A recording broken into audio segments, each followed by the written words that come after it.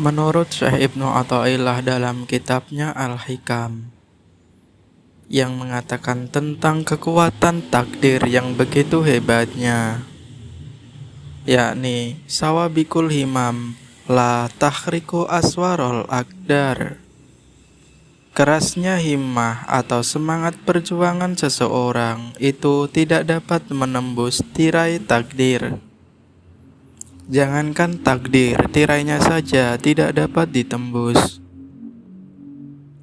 Kekeramatan atau kejadian yang luar biasa dari seorang waliullah itu tidak dapat menembus keluar dari takdir. Maka segala apa yang terjadi semata-mata hanya dengan takdir Allah. Hikmah ini menjadi taklil atau sebab dari hikmah sebelumnya.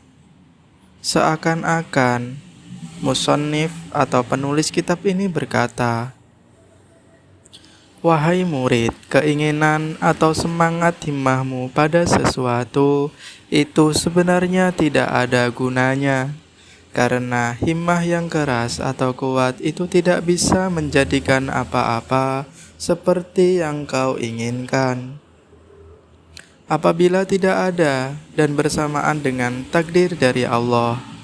Jadi, hikmah ini, sawabikul himam, mengandung arti menenteramkan hati murid dari keinginannya yang amat sangat menggebu.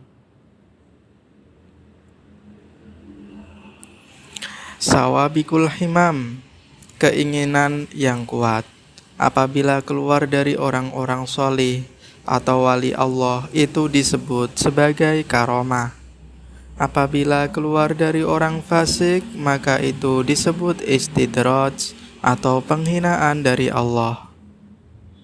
Firman Allah Subhanahu wa ta'ala, "Dan tidaklah kamu berkehendak kecuali apa yang dikehendaki Allah, Tuhan yang mengatur alam semesta."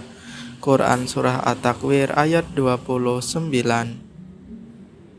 Dan tidaklah kamu menghendaki kecuali apa yang dikehendaki oleh Allah. Sungguh Allah Maha Mengetahui, Maha Bijaksana. Quran Surah Al-Insan ayat 30.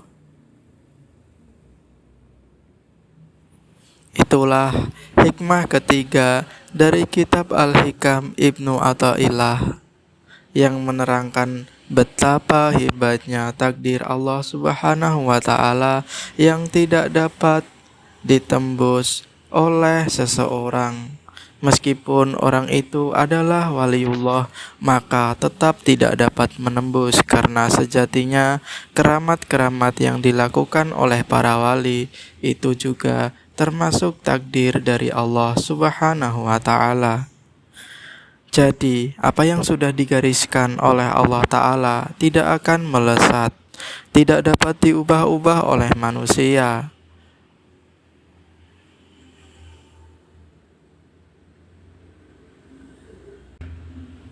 Sebagaimana yang juga sudah dijelaskan oleh Allah Ta'ala dalam surah At-Takwir ayat 29. Dan tidaklah kamu, wahai manusia, memiliki kehendak kecuali apa yang dikehendaki oleh Allah yang mengatur alam semesta.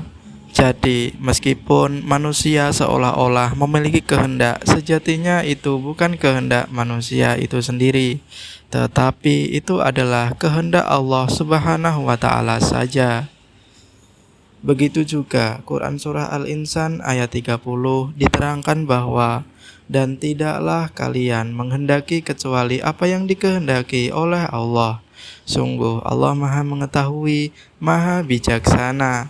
Maksudnya adalah ketika seseorang menghendaki dan kehendak itu tercapai, terkabul, sesungguhnya sejatinya itu bukan kehendak manusia, tetapi kehendak oleh Allah Ta'ala.